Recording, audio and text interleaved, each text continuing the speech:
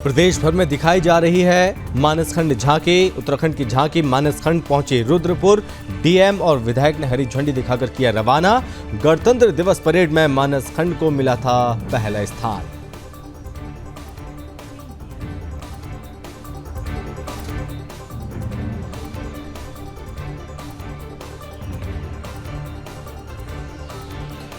बागेश्वर में सड़क निर्माण कार्य में हो रही भारी लापरवाही। ग्रामीणों ने ठेकेदार पर लगाया आरोप। ग्रामीणों ने जिलाधिकारी को सौंपा ज्ञापन। सड़क निर्माण हो सही से कराने की मांग। भूमाफियाओं के हौसले हुए बुलंद। ग्रामीणों की जमीन पर किया जा रहा खनन। जिलाधिकारी ने मामले का लिया संज्ञान। अनुराधा पाल ने कार्रवाई के निर्देश दिए।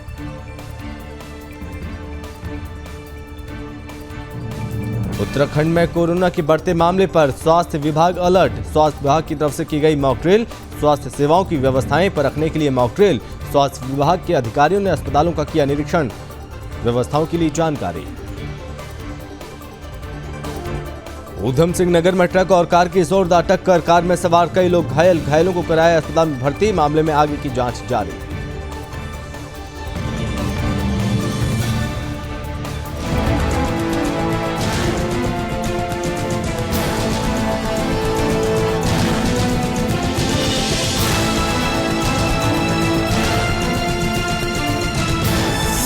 आप देख रहे हैं सुदर्शन न्यूज। नमस्कार, बहुत स्वागत है आप सभी का उत्तराखंड में और मैं हूं आपके साथ संभव गुप्ता। बात करेंगे सबसे पहले उत्तराखंड की झांकी मानसखंड रुद्रपुर पहुंची। बता दें कि राष्ट्रीय राजधानी नई दिल्ली में आयोजित गणतंत्र दिवस परेड 2023 में पहले स्थान पर रही उत्तराखंड की झांकी मानसखंड को विधायक शिव अरोरा और जिलाधिकारी युगल किशोर पंत ने सोमवार को जिला कार्यालय परिसर से हरी झंडी दिखाई और आम जनता में दिखाए जाने के लिए इसे रवाना किया। इस मौके पर विधायक शिव अरोरा ने कहा कि देवभूमि के लिए ये बहुत गौरव का समय है कि कर्तव्य पथ पर राज्य की मानसखंड पर आधारित झांकी ने प्रथम स्थान प्राप्त किया है। उत्तराखंड की झांकी को राज्य गठन के बाद से पहली बार पहला स्थान मिला है, जो हमारे लिए और देवभूमि उत्तराखंड के लिए गौरव की बात है।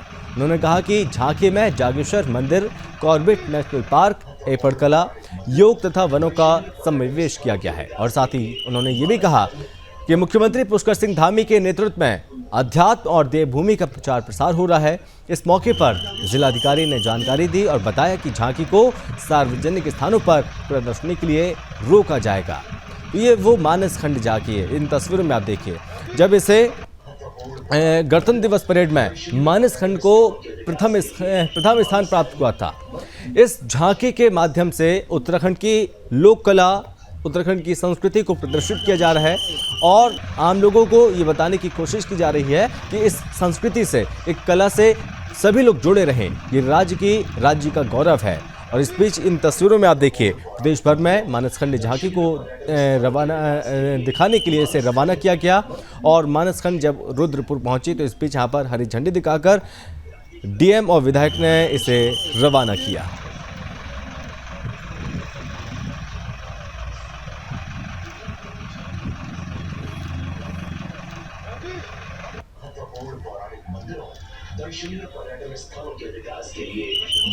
उत्तराखंड के बागेश्वर में सड़क निर्माण कार्य में हो रही अनियमितताओं से ग्रामीणों में भारी आक्रोश है। बता दें कि गिरिछीना स्टेट हाईवे मोटर मार्ग के चौड़ीकरण के दौरान ध्वस्त हो गई, जिसके बाद ग्रामीणों ने पानी की पाइपलाइन और हवा में झूल रहे बिजली के तारों की समस्या से निजात दिलाने के संबंध में ग्राम पंचायत अमसरकोट के ग्रामीणों ने जिलाधिकारी बागेश्वर को ज्ञापन सौंपा। इस दौरान ग्रामीणों ने कहा कि ठेकेदार की तरफ से मानकों के विरुद्ध लापरवाही के तहत काम किया जा रहा है, जिससे अमसरकोट ग्रामीण क्षेत्र के रिहायशी इलाकों में बिजली के तार टूटकर लटक रहे हैं। पेयजल लाइन भी उखड़ गई है। वही मामले का त्वरित संज्ञान लेते हुए जिलाधिकारी बागेश्वर अनुराधा पाल ने मामले की जांच एसडीएम बागेश्वर हरगिरी को सौंप दी है। और साथ ही जिलाधिकारी ने ग्रामीणों को आश्वासन दिया और कहा कि जल्द ही समस्या का समाधान किया जाएगा।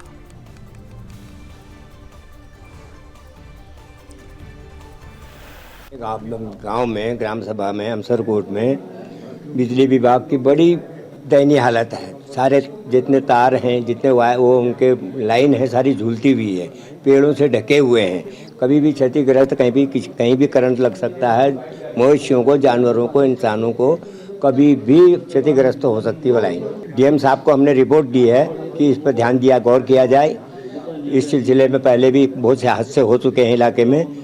इस विषय में थी जो गिरिशना मोटर मार्ग नेशनल हाईवे में अभी चौड़ीकरण का कार्य चला है, उसमें नगर निगम के लिए सप्लाई गई है, पानी की 2 लाइनें गई हैं और 2 के 2 बीच सड़क के बीचों बीच आ गई हैं, और जिसमें संस्थान द्वारा 100 मीटर में लाइनें रोड के नीचे साइड में कर दी हैं और 1-1.5 फीट ने लाइन को कवर किया, और उसके बाद में अभी 2 किलोमीटर में लाइनों के ऊपर डामर हो रहा है और लाइनें गड़ी नहीं है, नीचे इनके ऊपर लाइन हुए।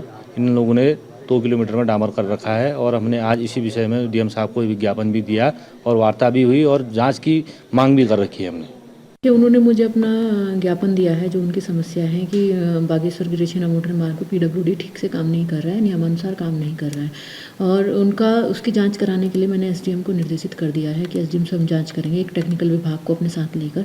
अगर वो नियमानुसार कार्य नहीं कर रहे हैं तो जो ठेकेदार काम कर रहे हैं उन पर भी पेनल्टी इम्पोज की जाएगी, और पीडब्ल्यूडी बागेश्वर जो कि कार्यदायी संस्था है उन पर भी पेनल्टी इम्पोज की जाएगी। और जो भी इन्होंने एलिगेशन लगाए हैं पहले उसकी एक बार जाँच कराना जरूरी है, तभी उस पर आगे कार्रवाई होगी। उत्तराखंड के बागेश्वर के ग्रामीण क्षेत्रों में चल रहे खड़िया खनन की भूमि संबंधित विवादों को लेकर जिलाधिकारी बागेश्वर अनुराधा पाल एक्शन मोड में नजर आ रही हैं। दरअसल बागेश्वर तहसील के पगना गांव में हो रहे खड़िया खनन के भूमि संबंधित विवाद विगत 2 महीने से लगातार प्रशासन के सम्मुख ग्रामीणों की तरफ से लाया जा रहा है। ग्रामीणों का साफ तौर पर कहना है कि खनन कारोबारी खड़िया खोदने के लिए ग्रामीणों का शोषण कर रहे हैं, और जिलाधिकारी बागेश्वर अनुराधा पाल ने इस पूरे मामले में तुरंत जांच के लिए एसडीएम बागेश्वर हरगिरी से कराने के निर्देश दिए, और साथ ही इस मामले में अनुराधा पाल ने खड़िया खनन की फर्जी शिकायत करने वालों पर भी कार्रवाई किए जाने के निर्देश दिए हैं।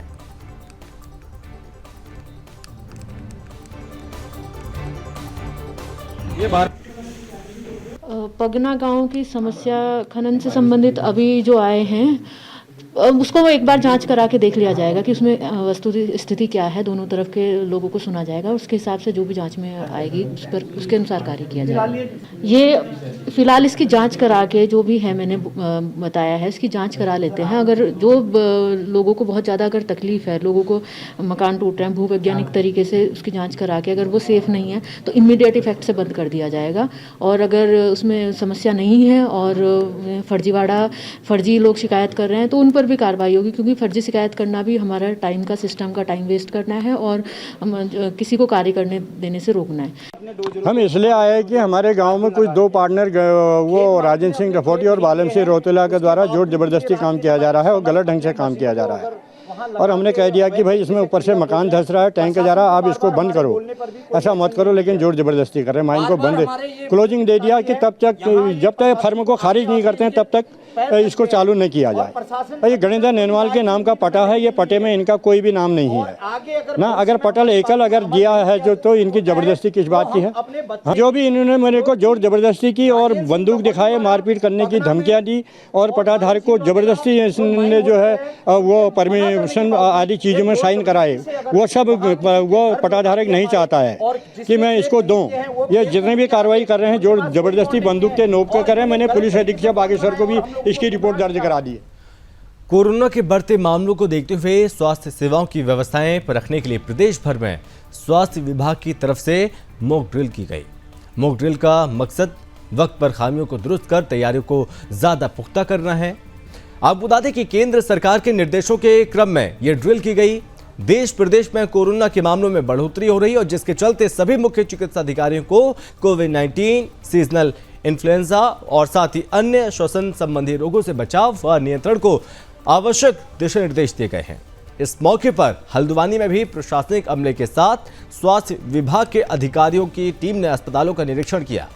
चिकित्सा अधिकारियों ने कहा कि संदिग्ध रोगियों के पर्याप्त सैंपल इन्फ्लुएंजा व कोविड-19 जांच के लिए भेजे जाएंगे। वहीं सभी रोगियों का विवरण अनिवार्य रूप से IDSP के अंतर्गत इंटीग्रेटेड हेल्थ इंफॉर्मेशन प्लेटफॉर्म पर डाला जाएगा।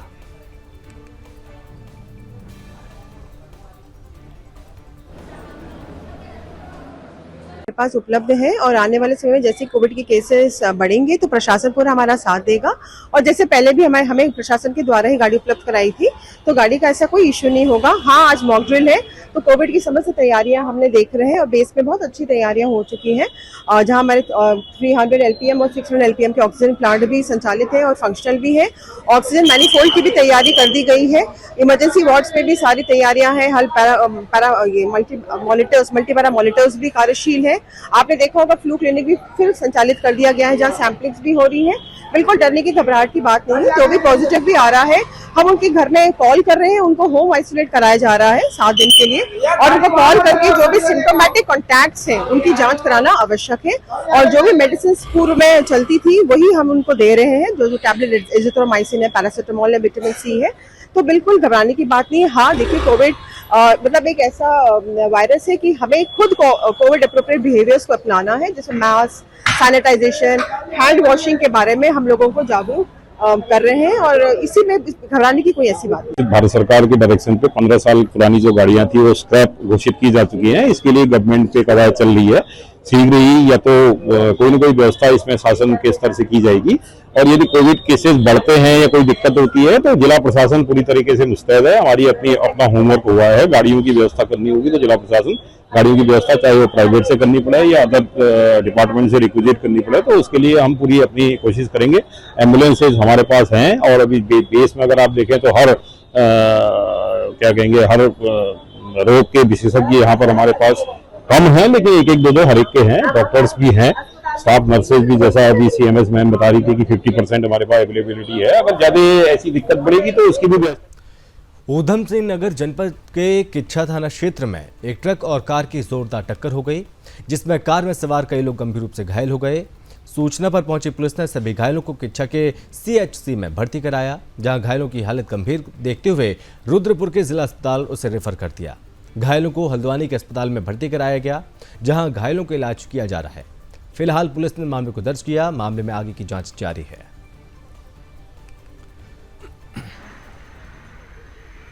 इसमें कुछ लोग जो हैं एक्सीडेंट की घटना प्रकाश में आई है यहाँ पे किच्छा थाना क्षेत्र में प्रयाग फार्म के पास। इसमें कुछ लोग जो है मां पूर्णागिरी के दर्शन के लिए जा रहे थे और उसी दौरान इसमें घटना हुई है। ट्रक के साथ उनकी गाड़ी का एक्सीडेंट हुआ और जिसमें 8 से 9 लोग घायल हैं। इनमें से 2 लोगों की हालत काफ़ी गंभीर बताई जा रही है और इसमें घटना के सभी कारणों की जांच की जा रही है। और इसमें प्रथम दृष्टया लग रहा है कि इसमें जैसे ओवरलोडिंग की का भी मामला प्रकाश में आ रहा है और यदि ड्राइवर नींद में था या उसने कोई नशा किया हुआ था इसकी भी जांच की जा रही है। और रोड इंजीनियरिंग या स्ट्रक्चर में कोई कमी है तो उस पहलू पर भी जांच की जा रही है। तो इसके साथ ही हम लोगों ने जितने भी वाहन पूर्णागिरी में आ रहे हैं उन पर हम लोगों ने अपील भी की है कि ओवरलोडिंग कदापि ना करें और जो ओवरलोडिंग कर रहे हैं और खतरनाक तरीके से वाहन चला रहे हैं उनके खिलाफ हम लोग अभियान भी चला रहे हैं। उसमें कार्रवाई पूर्व में भी की गई है और अभी भी हम फिर से अभियान। उत्तराखंड के रामनगर में पुलिस प्रशासन को बड़ी कामयाबी हाथ लगी है। बता दें कि पुलिस ने एक मिठाई की दुकान से चोरी करने के मामले में 2 चोरों को गिरफ्तार कर लिया। इस दौरान चोरों के पास से चोरी किया हुआ सामान भी बरामद किया गया। वारदात के संबंध में थानेदार अरुण कुमार सैनी ने पूरी जानकारी दी। फिलहाल पुलिस ने आरोपियों को गिरफ्तार किया, जेल भेज दिया। वहीं मामले में आगे की जांच जारी है।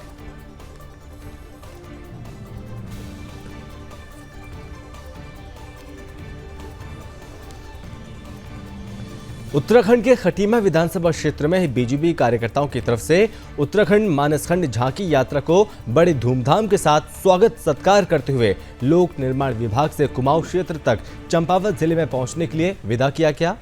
इस मौके पर तमाम बीजेपी कार्यकर्ता मौजूद रहे।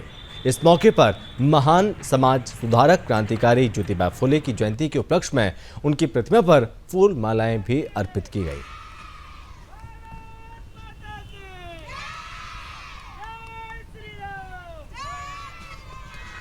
देश में बढ़ते कोरोना संक्रमण के मामले को लेकर केंद्र सरकार की तरफ से सभी राज्यों को अलर्ट पर रहने के निर्देश दिए गए हैं और जिसको लेकर उत्तराखंड सरकार भी पूरी तरह से कोरोना संक्रमण से निपटने को लेकर तैयारियां शुरू कर चुकी है। इसी कड़ी में मसूरी में उपजिला चिकित्सालय में कोरोना संक्रमण से निपटने को लेकर पूरी तैयारियां कर ली गई। अस्पताल की तरफ से कोरोना और लोगों को बेहतर स्वास्थ्य सुविधा उपलब्ध कराए जाने को लेकर बीजेपी नेता मोहन पेटवाल और कैबिनेट मंत्री गणेश जोशी के स्वास्थ्य प्रतिनिधि रमेश खंडूरी अस्पताल पहुंचकर अस्पताल में लगे ऑक्सीजन प्लांट, बेड की संख्या व ICU सेंटर का डॉक्टरों के साथ निरीक्षण किया गया।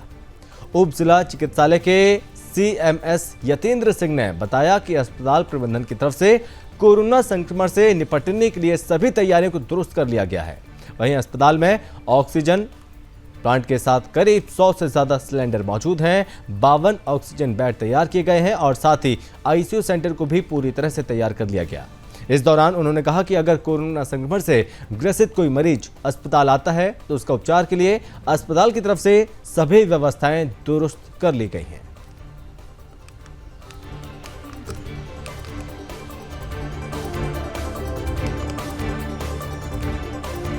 उत्तराखंड के मसूरी में देर रात को लंढोर बाजार में नो एंट्री में एक बड़े ट्रक दुकान में जा घुसी और ट्रक के घुसने से कई दुकानों के छज्जे और एक दुकान को पूरी तरह से उसने क्षतिग्रस्त कर दिया। वहीं मसूरी लंढोर बाजार के व्यापारियों ने बताया कि देर रात को एक बड़ा ट्रक नो एंट्री क्षेत्र में घुस गया, करीब 5 दुकानों को क्षतिग्रस्त करते हुए चला गया। वो पूरी घटना लंढोर बाजार में लगे CCTV कैमरों में कैद हो गई। फिलहाल पुलिस ने मामले को दर्ज किया। मामले में आगे की अब जांच जारी है।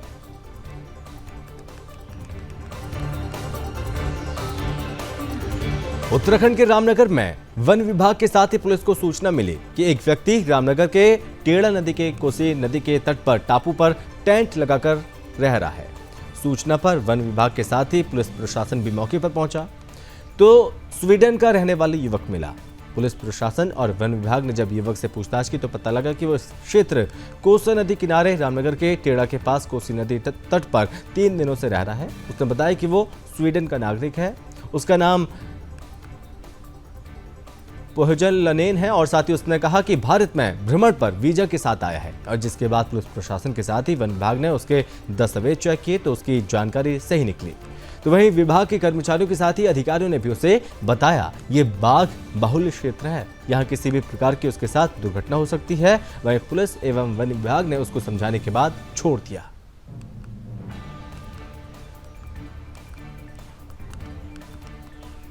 मिली कि एक विदेशी नागरिक यहाँ नदी किनारे टेंट में रह रहा है। सूचना पर थाना पुलिस द्वारा उसको जाकर चेक किया गया तो एक स्वीडन का नागरिक वहाँ मौजूद मिला। उसके हमारे द्वारा थाने लाकर पूछताछ की गई तो वो इंडिया घूमने आ रखा है, उसके पास वीजा और पासपोर्ट सभी वैध है। बाद पूछताछ उसको जो है छोड़ दिया गया है। उसको बता दिया गया है कि ये फॉरेस्ट एरिया है और यहाँ पर आप बगैर अनुमति के ऐसे नहीं रह सकते हैं और ये आपकी जान खतरा हो सकता है। तो उसके बाद वो व्यक्ति जो है यहाँ से अपने घूमने की। उत्तराखंड के रामनगर में पुलिस प्रशासन को बड़ी कामयाबी हाथ लगी है। आपको बता दें कि STF कुमाऊं और रामनगर कोतवाली पुलिस ने संयुक्त रूप से टीम बनाकर एक महिला के साथ जमीनी मामले में लाखों रुपए की धोखाधड़ी की। इस मामले में करीब 1 साल से फरार चल रहे आरोपी को गिरफ्तार कर लिया। घटना के संबंध में जानकारी देते हुए कोतवाल अरुण कुमार सैनी ने बताया कि ग्राम करमपुर छोई निवासी 17 मार्च को आरोपी पर जमीन के मामले में लाखों रुपए की धोखाधड़ी करने का मुकदमा दर्ज कराया गया था और साथ ही आरोपी फरार चल रहा था, जिसके बाद पुलिस ने मामले को दर्ज किया, जांच शुरू कर दी। वहीं जांच के दौरान पुलिस ने आरोपी को गिरफ्तार किया। फिलहाल मामले में आरोपी से पूछताछ जारी है।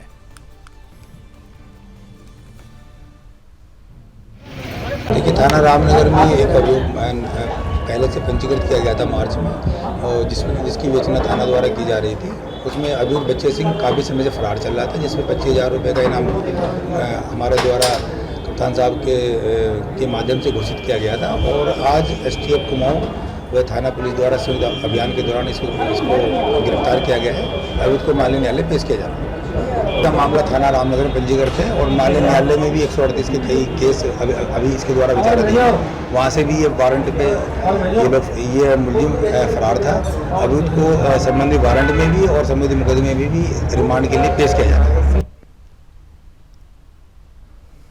उत्तराखंड के रामनगर में कक्षा 9वीं में पढ़ने वाले छात्र अचानक घर से बिना बताए घर से अचानक रहस्यमय परिस्थितियों में लापता हो गया। मामले में परिजनों ने थाना पहुंचकर मामले की शिकायत की और जिसके बाद पुलिस ने लापता छात्र की गुमशुदगी भी दर्ज कराई। 2 दिन तक लापता छात्र की बरामदगी न होने पर पूर्व सैनिकों और स्थानीय लोगों ने थाने पहुंचकर लापता छात्र को सकुशल बरामद करने की कोशिश की। मामले में लापता छात्र के पिता रामनगर में स्थित आर्मी कैंटीन में नौकरी करते हैं। फिलहाल ग्रामीणों ने पुलिस प्रशासन से जल्द सकुशल छात्र बरामदगी की मांग की है। मामले में थाना प्रभारी ने ग्रामीणों को भरोसा दिलाया कि हम पूरी तरह छात्र को सकुशल बरामद करने की कोशिश करेंगे।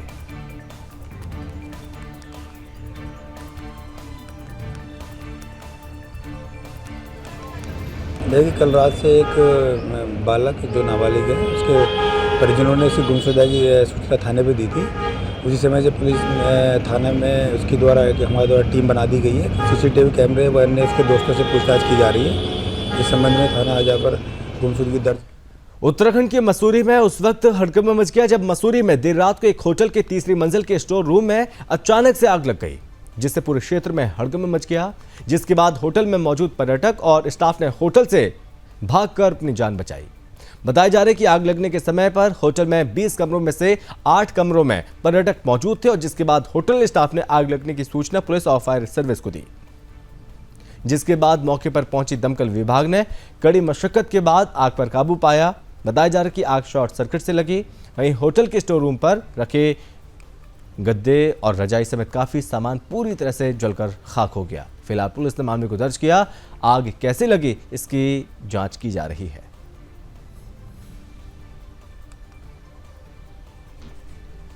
होटल मान रोड पे है, ये राजीव मदान जी का होटल है। ये 3 मंजिला होटल है जिसकी तीसरी फ्लोर में आग लगी थी।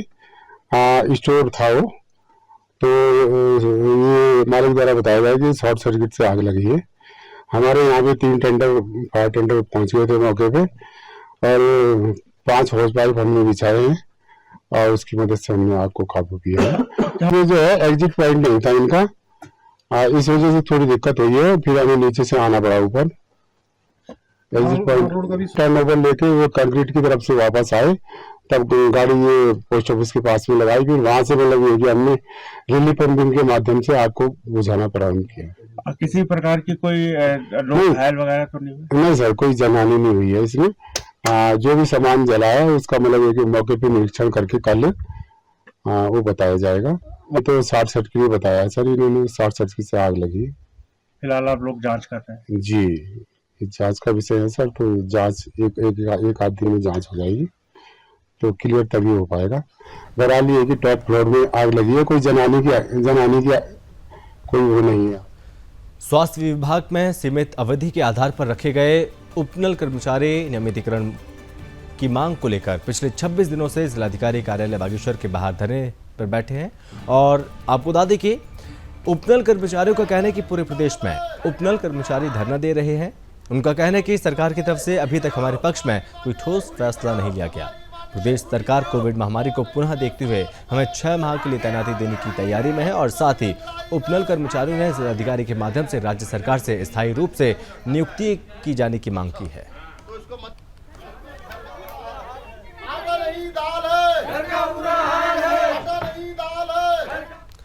जनपद बागेश्वर की कपकोट तहसील लंबे समय से स्थायी एसडीएम के विहीन चल रही है। वहीं एसडीएम मोनिका को कपकोट और कांडा का संयुक्त रूप से एसडीएम बनाया गया है। अति संवेदनशील क्षेत्र कांडा कमसियार घाटी से लेकर मल्ला, तल्ला, विचला, दानपुर के हिमालय दुर्गम क्षेत्र के ग्रामीण अस्थायी एसडीएम के हवाले किए गए हैं। कपकोट क्षेत्र में स्थायी एसडीएम की मांग को लेकर ग्रामीणों ने कपकोट जिलाधिकारी कार्यालय बागेश्वर में आकर कपकोट में स्थायी एसडीएम नियुक्त किए जाने का ज्ञापन दिया जिलाधिकारी को। और साथ ही ग्रामीणों ने कहा कि कपकोट में स्थायी एसडीएम नहीं होने से कपकोट तहसील बंजर पड़ गई है और कपकोट क्षेत्र के जनहित के कार्य प्रभावित हो रहे हैं। लोगों को छोटे मोटे कामों के लिए मुख्यालय के चक्कर काटने पड़ रहे हैं। वहीं ग्रामीणों ने कपकोट में स्थायी एसडीएम की नियुक्त करने की मांग की है।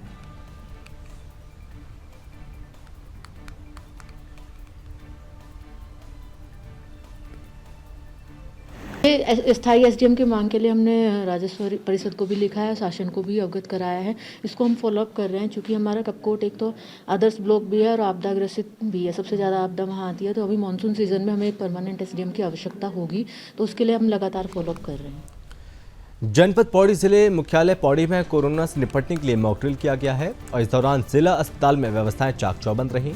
बता दें कि सोमवार को जिला अस्पताल प्रशासन ने कोरोना से निपटने के लिए व्यवस्थाओं को परखने के लिए मॉक ड्रिल के दौरान मरीज का स्वास्थ्य परीक्षण भी किया।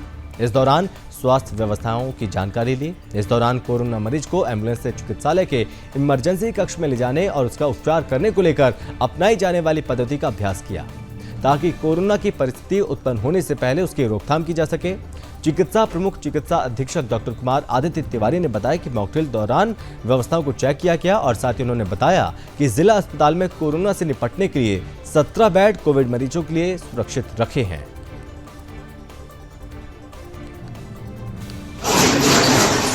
जिला चिकित्सालय में व्यवस्थाएं तो बिल्कुल चाक चौबंद हैं और जैसा कि मैंने आपको बताया भी कि मरीज के अंदर आते ही उसको ऑक्सीजन सुविधा पूरी तरह से दी जाएगी। ऑक्सीजन वेंटिलेटर पर्याप्त मात्रा में है, PSA प्लांट चल रहा है, रनिंग स्टेटस में और बाकी भी मशीनरी हमारी सब इक्विप्ड है, सब चल रही है और ICU भी हमारा वर्किंग है।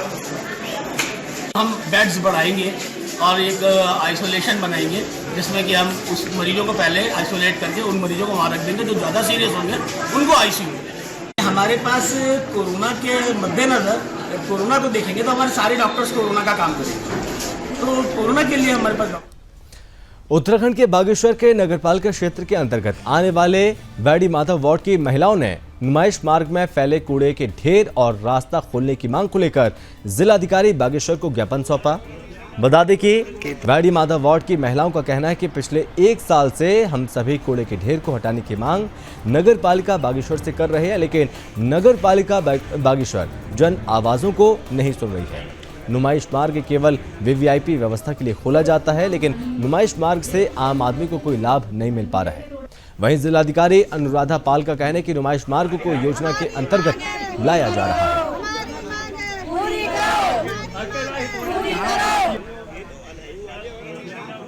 मेजर शिकायत थी वो नुमाइश खेत में कूड़ा जो घर बना हुआ है उसको लेकर है, प्लस उनको रास्ते को लेकर है, तो उसको निर्देशित कर दिया है। एक्चुअली उसको प्रसाद योजना में भी लिया है, उसका परमानेंट सॉल्यूशन हम लोग दे रहे हैं, लेकिन जब तक सॉल्यूशन नहीं होता तो थोड़ी तकलीफ होगी। तो मेरी अपील है वहाँ के लोगों से भी कि हम उसको जैसा है उसको तो बहुत दुरुस्त करने की कोशिश कर रहे हैं, उसको आगे आने वाले टाइम पर वो एरिया बहुत अच्छे से सुंदर करके उसको डेवलप कर रहे हैं।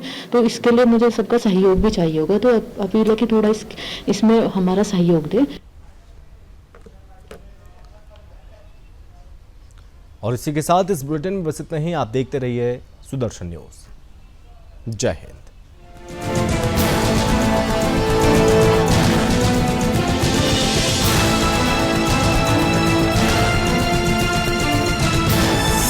आप देख रहे हैं सुदर्शन न्यूज।